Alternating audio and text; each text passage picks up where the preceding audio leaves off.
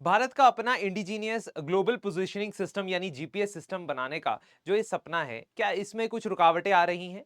पिछले दिनों खबरें चल रही हैं और न्यूज़ में अपडेट्स भी आए हैं कि नाविक जो सैटेलाइट है, नाविक कॉन्स्टलेशन जो है, जिसको आईआरएनएसएस भी कहा जाता है, Indian regional navigation satellite system, उसके ऊपर कुछ कंसर्न्स देखने को मिले हैं। उसमें बोला जा रहा है कि एक एटॉमिक क्लॉक जो है फंक्शन नहीं कर रही है। तो सबसे पहले तो हम 3 चीजें समझेंगे। भारत अपना जीपीएस कैसे बनाना चाहता था और नाविक उसे कैसे पूरा कर रहा था।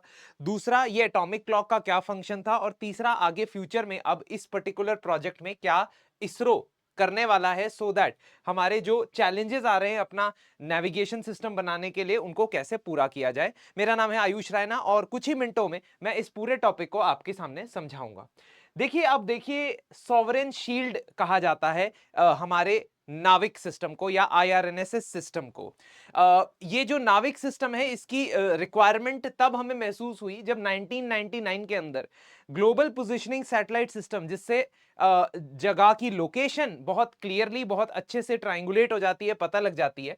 यूएस का जो ग्लोबल पोजीशनिंग सिस्टम जीपीएस है, उससे हमने डेटा मांगा करगिल युद्ध के दौरान, लेकिन ऐसा कहा जाता है कि वहां पे डेटा हमें डिनाई कर दिया और मिलिट्री को कई सारे ब्लाइंड स्पॉट्स में जाना पड़ा, जिसकी वजह से हमें नुकसान भी हुआ।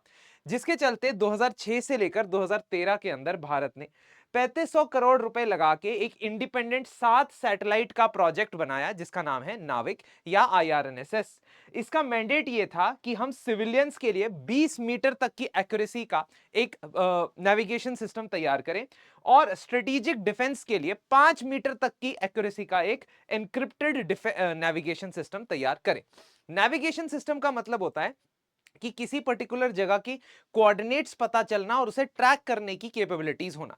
इसी नेविगेशन सिस्टम के जरिए आप देखते होंगे कि आपकी गूगल मैप्स चलता है ना, और आपकी सैटेलाइट्स को भी डेटा मिलता है। आपके मिसाइल लॉन्चेस से लेकर जितने भी स्ट्रेटेजिक आपकी सिग्निफिकेंट वेपन्स हैं, उनकी पोजीशनिंग भी इसके ऊपर डिपेंड करती है, उनकी टारगेटिंग भी इसके ऊपर डिपेंड करती है।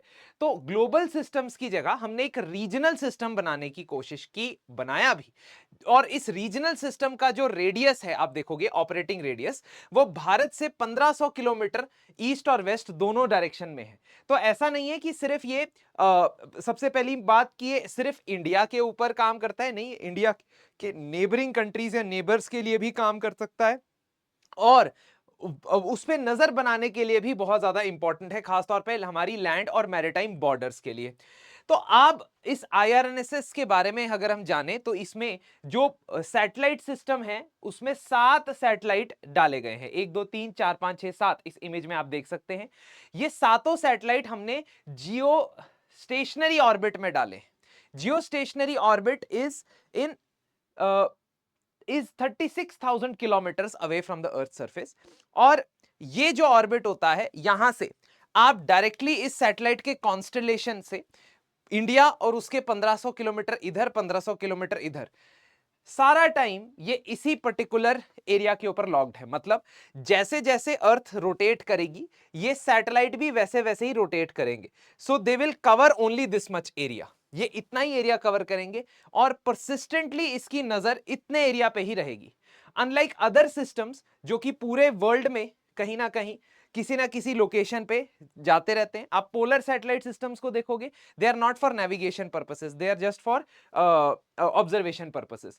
जो पोलर सैटेलाइट या पोलर ऑर्बिट में चलते हैं वो ऐसे ऐसे चलते हैं, तो अर्थ बीच में घूम रही होती है, जस्ट इमेजिन, और पोलर सैटेलाइट में इस तरीके से सैटेलाइट घूम रहा होता है। तो इसलिए दिन में 2 बार वो एक पर्टिकुलर लोकेशन को देख सकता है। लेकिन ये वाली जो सैटेलाइट होती है ये कंसिस्टेंटली एक ही लोकेशन को देखती रहती है। लेकिन इसके लिए आपको एक कॉन्स्टेलेशन ऑफ सैटेलाइट चाहिए होता है, एक सिंगल सैटेलाइट से काम नहीं बनेगा। क्यों, मैं आगे बताऊंगा।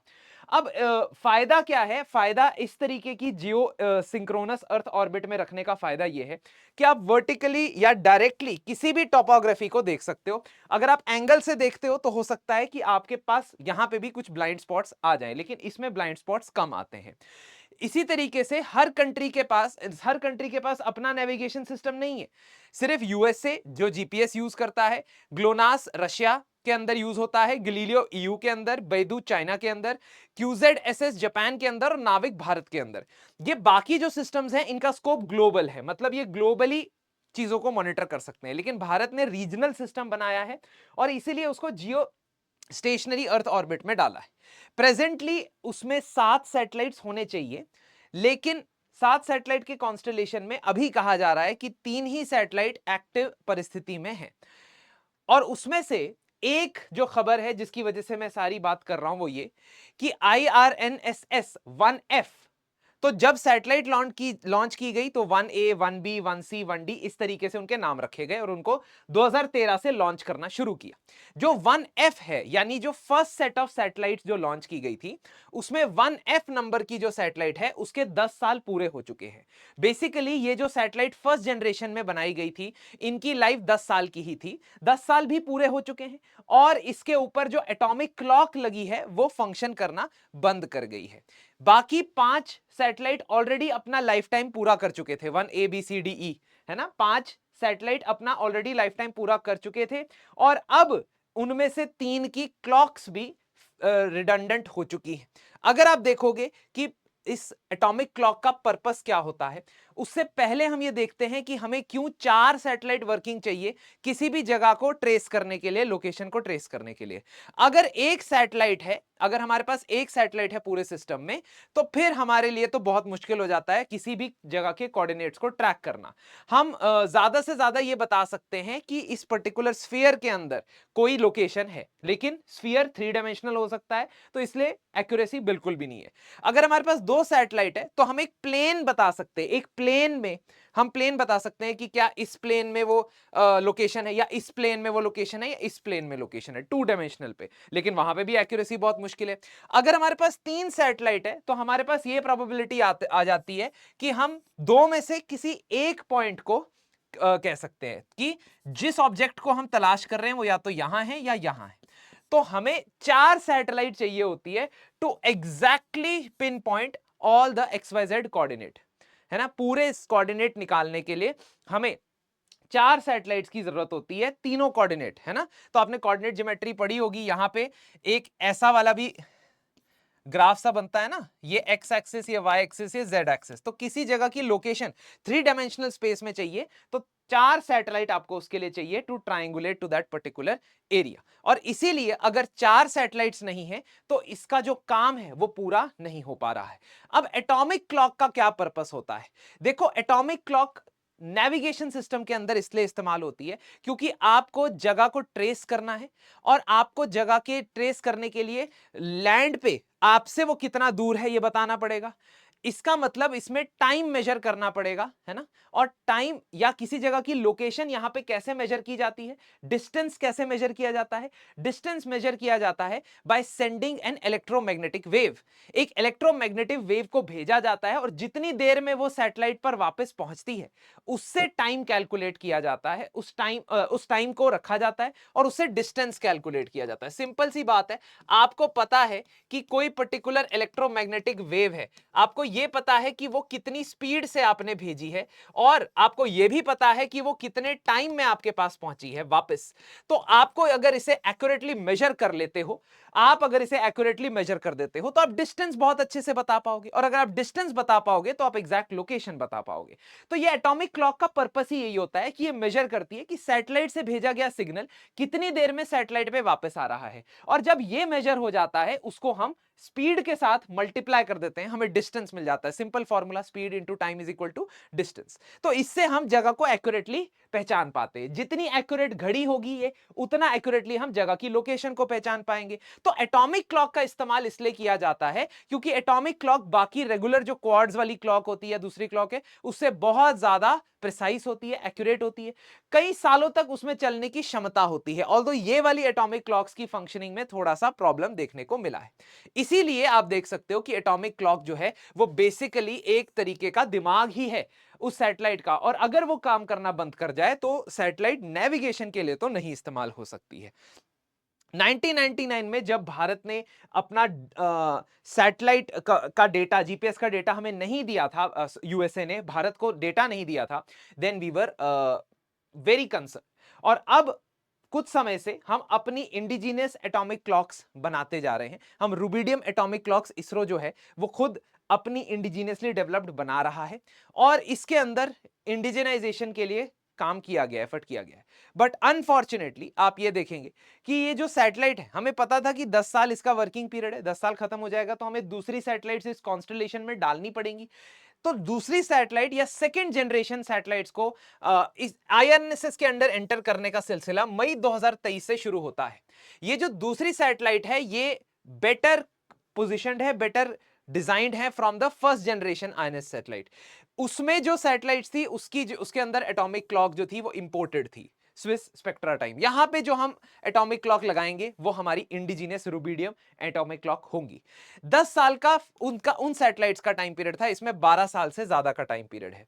उसमें दो फ्रीक्वेंसी बैंड्स की फ्रीक्वेंसीज को ट्रैक किया जा सकता था, लेकिन यहां पे L1 एक और फ्रीक्वेंसी बैंड को ट्रैक किया जा सकता है। कहा जाता है कि ये वियरेबल डिवाइसेस के ऊपर है ना, वियरेबल डिवाइसेस आप मॉनिटर करते हो ना स्टेप्स और ये सब, तो वियरेबल डिवाइसेस के लिए ये फ्रीक्वेंसी बहुत इंपॉर्टेंट होती है। अगर आप देखोगे कि फर्स्ट जनरेशन के उसमें जो लिमिटेड फ्रीक्वेंसी पे काम करता है, लेकिन यहां पे लो पावर वेरिएबल डिवाइसेस के लिए भी ये आपको एक्यूरेटली डेटा प्रोवाइड कर सकता है और ये एक्टिव डिप्लॉयमेंट फेज में है। अनफॉर्चुनेटली जनवरी 2026 में 25 में इसरो का 100th मिशन था। 100th मिशन के through navigation satellite number 2 NVS number 2 ये सैटेलाइट जो है वो लॉन्च की गई थी, लेकिन वो अपने निर्धारित ऑर्बिट तक नहीं पहुंच पाई। इसरो को पिछले कुछ महीनों से कुछ सेटबैक्स मिले हैं। जैसे कि आपने देखा होगा कि इसरो का पीएसएलवी मिशन C62 भी सक्सेसफुल नहीं हो पाया था और ये इस पर्टिकुलर केस में भी हुआ है कि एक तो हमने जो रिप्लेसमेंट सैटेलाइट भेजी है वो भी रिप्लेस नहीं कर पा रही और एग्जिस्टिंग सैटेलाइट की अंदर की जो एटॉमिक क्लॉक है वो भी डिसफंक्शनल हो गई है। तो इसके ऊपर इन्वेस्टिगेट इसरो को करना पड़ेगा, इंट्रोस्पेक्ट करना पड़ेगा, लेकिन सरकार को भी ये देखना पड़ेगा कि क्या वो इन्हें प्रायोरिटाइज कर रहे हैं, खासतौर पे बजटिंग के टर्म्स में क्या हम इनफ बजट स्पेस बजट्स के ऊपर लगा रहे हैं या नहीं लगा रहे हैं।